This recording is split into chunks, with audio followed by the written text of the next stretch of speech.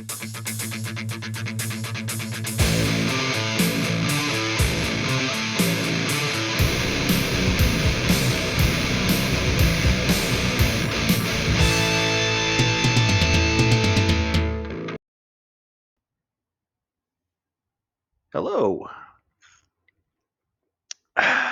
Welcome. I would like to say welcome back, but this is the first video. So what I should probably say is welcome and apologize for all the mistakes I'm about to make. My name is Bruce. I play a lot of D&D, and I've been playing for a long time. I am a DM most of the time, as is often the case. I probably DM 5 to 8 sessions a week, and then I'm a player in one session. I've probably played, like 10,000 hours of 5th edition D&D in the last 5 years. I'm a huge nerd, if you can't tell by those numbers.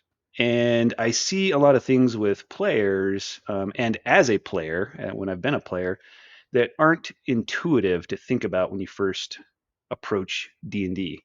And even when you're fairly experienced, some of these things were realizations for me um, after I've been playing 5th edition for years. And I've been playing since basic, the red box basic version. That's 1983.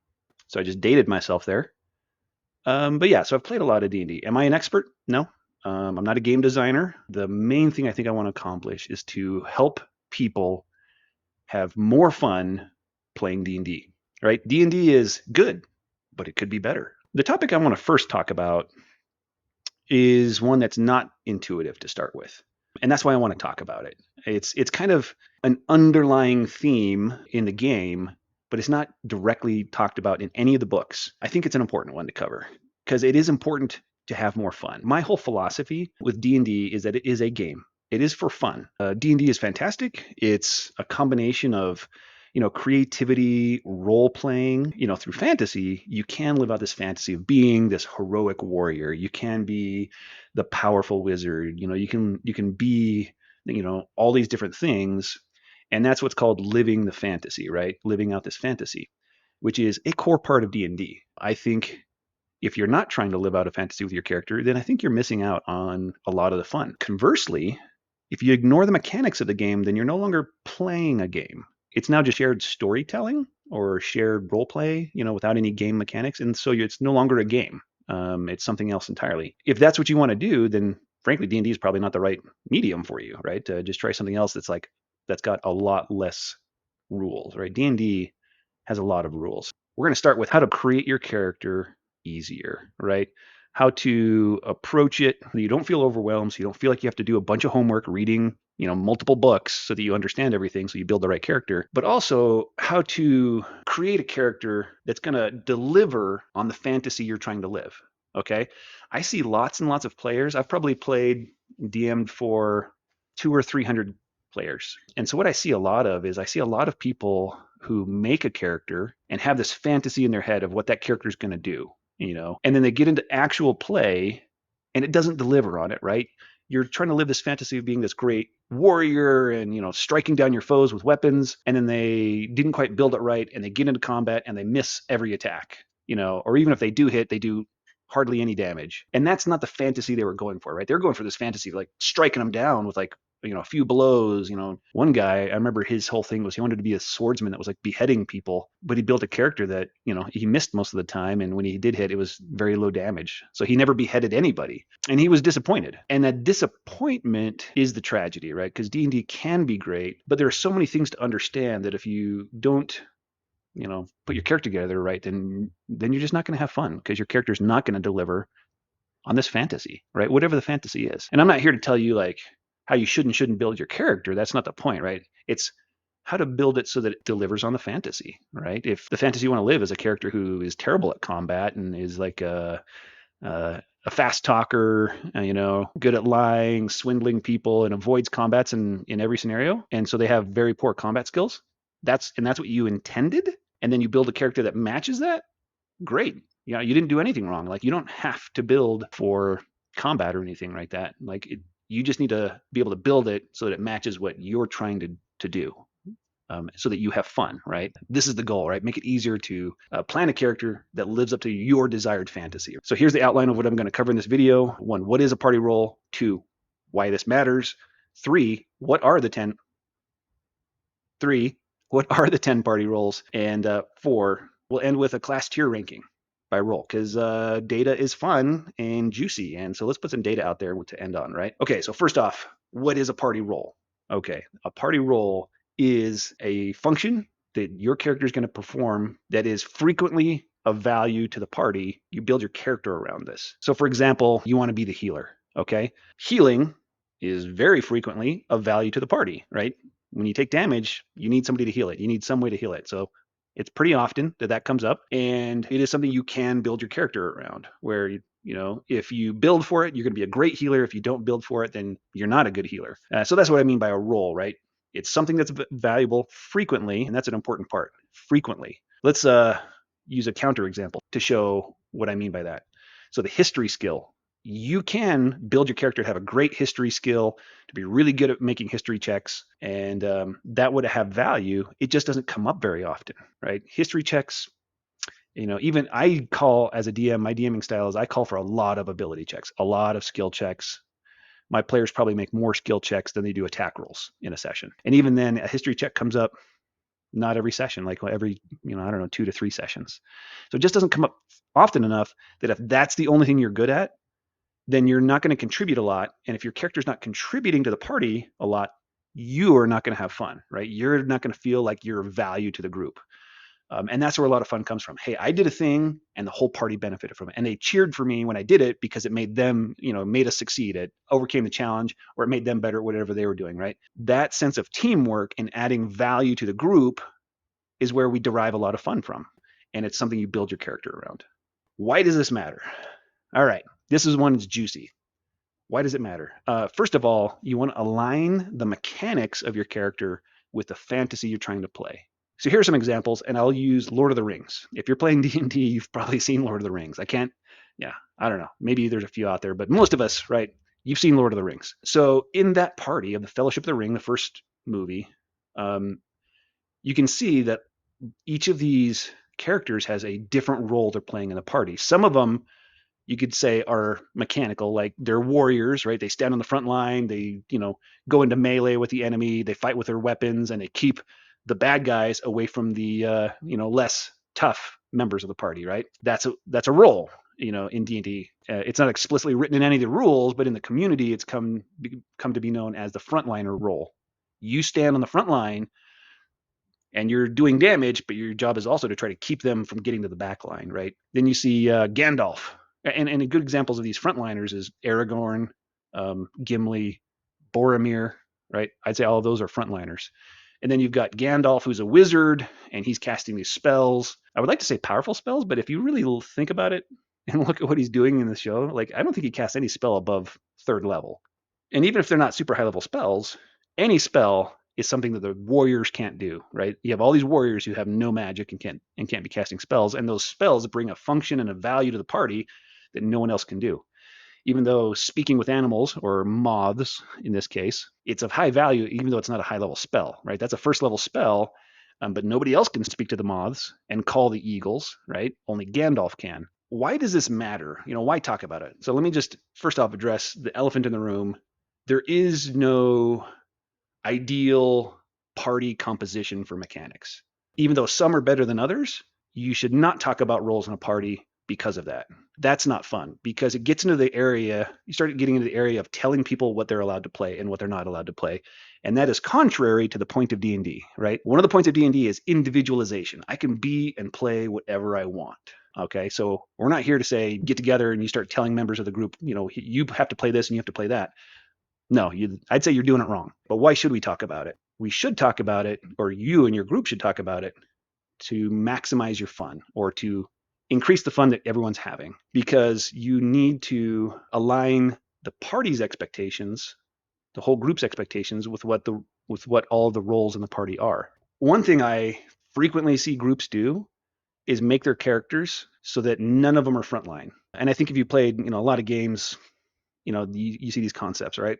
You're squishy, you can't take a lot of hits, you're backline, right? So usually you stay back, and your whole strategy for survival is to just not get hit because you're not on the front line.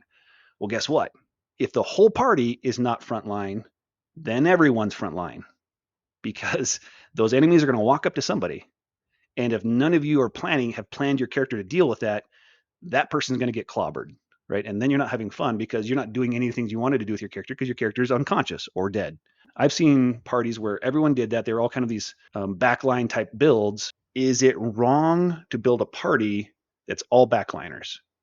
The answer is no, as long as that's your intention and expectation. Like you all got together and said, hey, wouldn't it be a fun challenge if we were just all wizards, or we were all back row, archers and wizards and sorcerers, something like that. If you intended to do that and you're looking at it for an interesting challenge, nothing wrong with it. Give it a try. Have fun. Go wild. It's only a problem if it wasn't intentional and it's not expected, right? That's when things are problems. And that's why you should talk about it as a group. I give another example. And this one was where I was a player. So years ago, I joined a session with some friends, and they'd already played one session already in this campaign, and I was just showing up kind of to join as a one shot. I like playing any character, any role, any class in D&D, and I usually see people always trying to be a damage dealer. And so I'd kind of gotten into this mindset of, well, I'll just always be this kind of tank slash healer type character. And really, it was not even a tank; it was more just frontliner, somebody who could survive the front lines and was a healer. And I just assumed that nobody else would want to play that. And so I just made my character without talking with the rest of the party to do that, showed up, still didn't talk with the other players about their characters. And it wasn't until we got into combat that I found out that I'd made a mistake. And that mistake was, I didn't talk with anybody. And it turns out, as we got into combat, that another player had completely designed their character to be a tank. And so it didn't actually matter that my character could stand on the front lines because they were a better tank. And then somebody else built their character to be 100% healer. And my character was kind of like split between being a frontline slash healer. And so they were a better healer. The other guy was a better tank, and my character wasn't really great at anything. But the guy who was a tank had built his character, with some barbarian levels. So he had rage for resistance. So he didn't take a lot of damage. And so we didn't even need two healers. So it wasn't fun because there just wasn't damage to heal very often, right? There was only a little bit of damage going on. So both of our characters felt redundant. And my character didn't even feel fun because I wasn't tanking either. I wasn't the one protecting the rest of the party. The other guy was doing it. So my character just kind of like stood around, and I tried to do damage. But my character, I didn't build it for damage. So my damage was terrible. And none of the others had built their characters for damage either. So the whole party's damage was low, and that combat took forever. Now, we weren't in any danger of dying. It's just because, between the healing and the tanking, they couldn't touch us. All of our damage was so low. It just took a long time to do that fight. And so it wasn't fun. But if we had just discussed it first, planned things differently, I think all of us would have had more fun. And it's not because anybody did anything wrong with their characters. They didn't build their characters mechanically wrong. I didn't build my character mechanically wrong. Our problem was we did not discuss it as a group of who was going to be doing what and what our expectations were. And so our group as characters did not function well together. And we as players didn't have very much fun. Again, you could plan a party like that. And if you think that's fun, great. That's the point of the game. I mean, it's a game. The point is to have fun. So if that sounds great, do it. Just make sure, but make sure you talk about it as a group, because it needs to be intentional and expected, right? As long as everybody's expecting it and it's intended, then you're going to have fun. Or if it's not fun, then it was an experiment. You tried it, you're like, man, we thought it might have been fun. It wasn't fun for us. And if it doesn't work for your group, don't do that anymore, right? That's why you should, talk as a group about these things.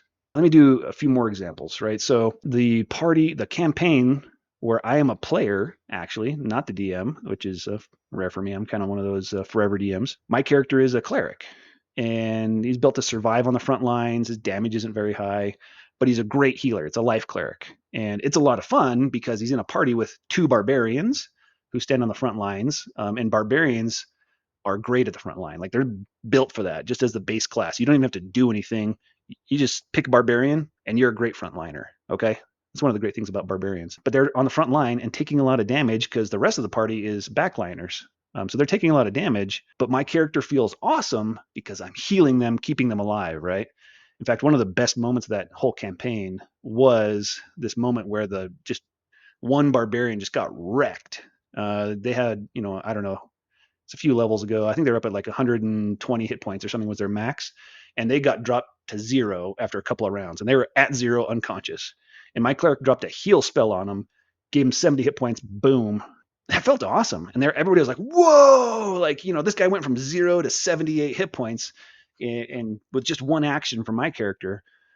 It was a great moment. It went for, oh, shoot, we might wipe to blam, we're back in the fight. And then we stomped it. It was a boss fight. We stomped the fight and won. That was a great moment. It only felt cool because my healer was needed and mattered, right? And that only works because we had these frontliners. And frontliners are just, they're on the front line. They're going to take more damage. And when you have a healer paired with these frontliners, it feels great because you're the one keeping them alive. That's what it means to like your character does something valuable, right? And the more your character is differentiated from the others, the more often you're going to have those moments where what you did mattered because other people can't do that thing, right?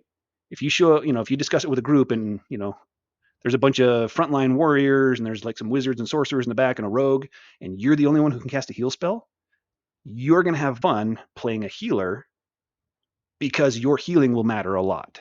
Another example or specific scenario I want to call out is damage. And damage is kind of different than every other role because damage is always fun. It's always fun to do some damage. And so you can never go wrong with building damage dealing capabilities into your character. Like you can never go wrong with that. It's always going to be applicable because you must, damage the bad guys to defeat them. It's always pretty fun. But you should, again, still talk about it with the rest of the group and make sure that you're all deliberate about this.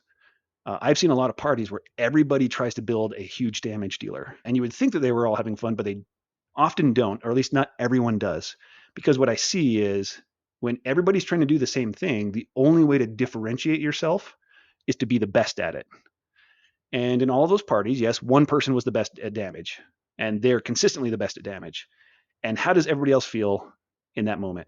They're not really having fun because they built their character for damage, but they're not the best at it. Even worse is those players who built their characters to be damage, and they're not even close to the best. You built your character for damage, and you're not really delivering on that, and so you're not having fun. And I see that a lot. And so that's the one caution I would say about, just ignoring this whole part of the game and then just building your character for damage. Because there's a good chance it's not going to turn out the way you think, and it's not going to be that fun. But what is fun? Teamwork. Teamwork is actually a lot of fun. When you do something and the rest of the party needed it, it feels great because you're differentiated, you're special, and you felt valued. That's fun. So this really leans into the sense of teamwork, which is an important part of D&D, right? Nobody actually wants to get hit, but the tank wants to be targeted, right? If somebody's going to be targeted, tank's like, I want that to be me, because they're the one who's going to live through it the best. So nobody should feel bad for playing their role. And when you discuss it as a group and intentionally plan out the roles, nobody should feel bad for playing their role, and everybody's expecting everybody else to be doing their role, their job, right? Somebody's like, this is built their character for full tank, and nobody else in the party should look down on that person for not doing very much damage because the tank's not expected to do a lot of damage. They're expected to take a lot and survive a lot, right? It's their job. Run out in front, get targeted.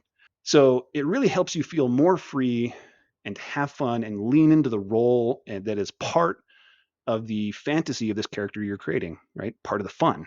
I think we hit enough on that. So let's go into the next point. What are the 10 roles? Here they are. This is the terminology that's brought in, I think, from the community. The community started to coalesce around these. I think there's at least one other role that I think the community often refers to called the versatile or utility role. And I thought about that. I just don't think versatility is something you intentionally build as your whole role. So I don't actually think that one makes sense. You should build versatility into every character. You should have some versatility.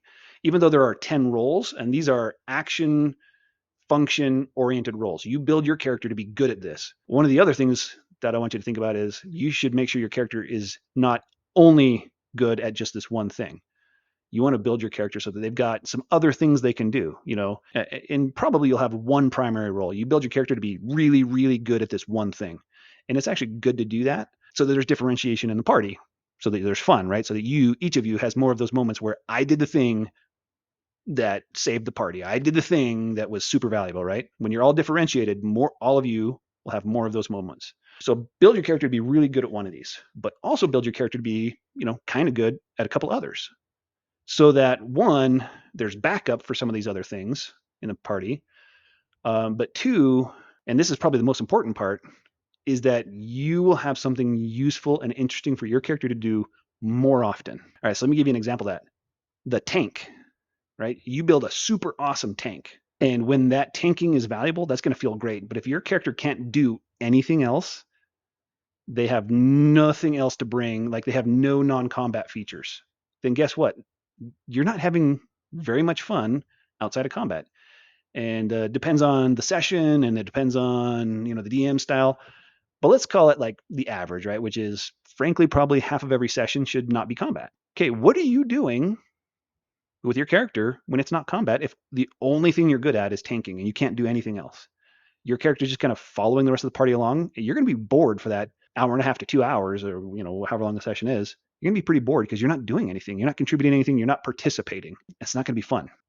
So plan and think about your character that way. How am I going to be doing, what am I going to be doing in all of these different situations so that my character can participate so I can have fun? To participate, you don't have to be the best at it, right?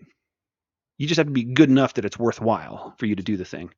So you want to be able to have some ways to participate. Okay. So there's some combat focused roles, and then there's non-combat focused roles. And then there's one special role, the support role, that actually is important for both. Okay, so that one's kind of like why it's offset. And I realize these little icon graphics are out of the player's handbook, and they refer to in the player's handbook as a specific class. I'm not using that here. I'm not using them that way here. I just wanted something that was easy to refer back to visually for those of us who are more visual than, say, reading. So there's the tank, there's the frontliner, there's the skirmisher, and the ranged. And those four are all combat roles, and they all tend to be what we call martial, meaning you're fighting, right? You're fighting with weapons, you've got armor, maybe you don't have armor, but you're fighting in some way, physically fighting with the enemies. Maybe you're shooting with arrows, right? You're punching, because you're a monk, using unarmed strikes, headbutts and kicks and all that kind of stuff, but you are fighting physically. And then you have what are usually in combat and none of these are absolutes. So I say usually those are martials, and usually the next four are casters, not always. So the four caster roles are healer, controller, blaster, and then support again. There are some support functions that are not spell casting. In fact, there's examples of all of these functions that are not spell casting. But if you want to be good at these things, you pretty much have to also include some spell casting, because spells are such a big source of these functions. There's those roles, and then there's the non-combat roles of being the face of the party, which means you're good at really, really good and designed and built for social encounters, right? Your character's got good scores, high charisma probably, and you're good at, you got proficiency in persuasion and deception, intimidation. Players really like to intimidate NPCs. So that's the face, right? You're good at talking. And then there's the scout.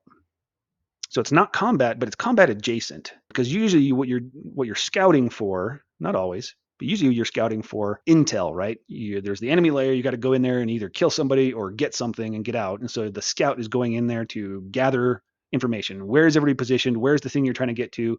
What's the fastest route to get there? The safest route? That's the scout. Sometimes it's called the infiltrator. I kind of debated that back and forth.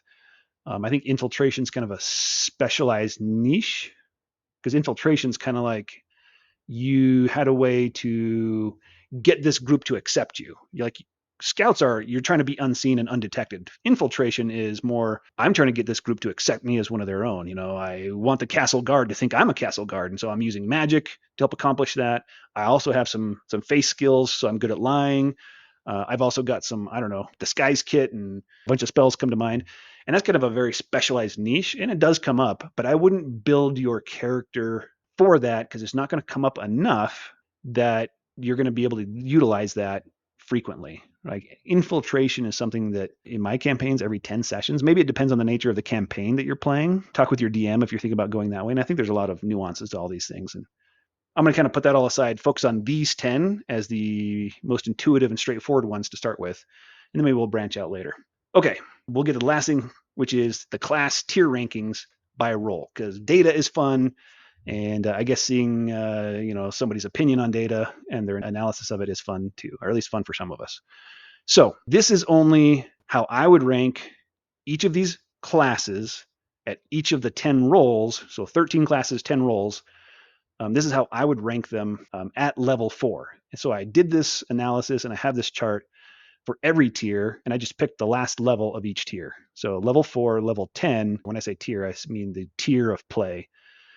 Tier 1 play is level 1 to 4, tier 2 play is level 5 to 10, tier 3 play is 11 to 16, and tier 4 play is 17 to 20. And there's some mechanical reasons why it's broken up that way. But this is already getting to be a long video, and there just isn't enough time to go over all those. So I'll do those in some later videos. But I wanted to end showing here's my rankings for the level 4. So this is tier 1. I also want to note that this is just the base class. So no subclass, subclasses are not being factored in, and feats are not being factored in. But I did factor in all of the features your base class can have, the features you can get from your base class, because some of them have a lot of options, and the spells you can take. So the spells of the base class. So I combed through all of that, thought through it, planned it. You can see by this chart, and sorry, one other call out, right? Which is because this does not include your subclass or your feats, you can easily affect your score here by choosing certain subclasses and certain feats. So, you could maybe make a B rank wizard by just choosing the right subclass and the right feats.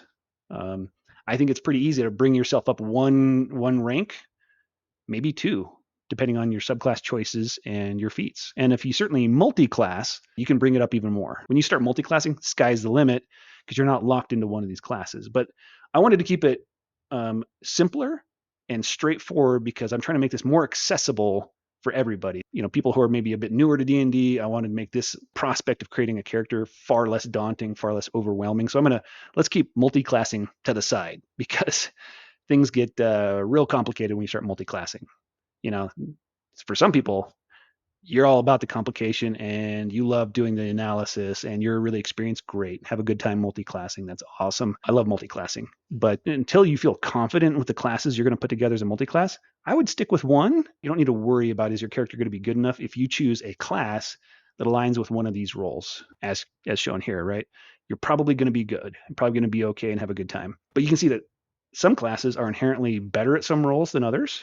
And does that mean you can't do it? No, it just means you're going to have to work harder for it. You're going to have to make specific and deliberate build decisions with your subclass and your feats to make yourself better at that, or you're not going to be very good at that role. And you do want to be good at a role. When you build your character, you want to end up with like an A rating for your character at something, right? Something that ideally no one, or at least not everyone else in the party, is ranked A at. You want to be an A at something that no one else is. And when everybody does that, right, again, you're all having more fun because you're differentiated. Each of you is having more of those moments where I did the thing that no one else could do. I did the thing that saved the party. I did the thing that made us win that challenge, right? Differentiation.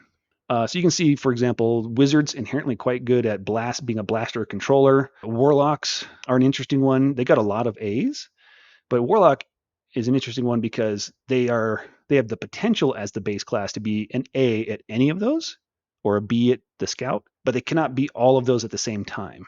The warlock class is a very flexible class. It's a very much build-a-bear kind of class. Like you choose how you're constructing this warlock, and you could build it for any one of those as an A, but you certainly cannot do all 5 of those at an A level, at an A rank with a warlock. You could probably get 2 and then a couple of Bs, and frankly, that's probably the case with every class, is that you could build for an A in one of them. You might be able to build for an A in 2 of these, but then you're stretched too thin and you would start having to make trade-offs from your primary role to these other roles if you want to start trying to get good at other roles. And frankly, sometimes it could be fun to be a character who's like a B at everything, right? Bards are often kind of like that, where they're kind of good at a lot of things, but they're not the best at anything.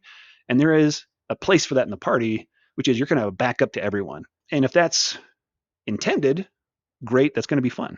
If it's not intended, you're probably not going to have fun, right? That's the whole theme of this video.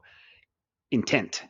Make it intentional, make it explicit, make it expected by discussing it with the rest of the group, and you're going to have more fun, I guarantee you. Another interesting one to call out is the Artificer. This is something I've tried to explain to a few people, but the Artificer class, and you see, I didn't even rank them as a B at anything. The Artificer base class is pretty weak, and it's not really overtly apparent why that is until you start digging into all the mechanics and comparing them to everyone else. And that's what this is about, right? These ranks are all relative. There's no objective fixed ranking system for these roles. It's relative to everyone else and what they're capable of.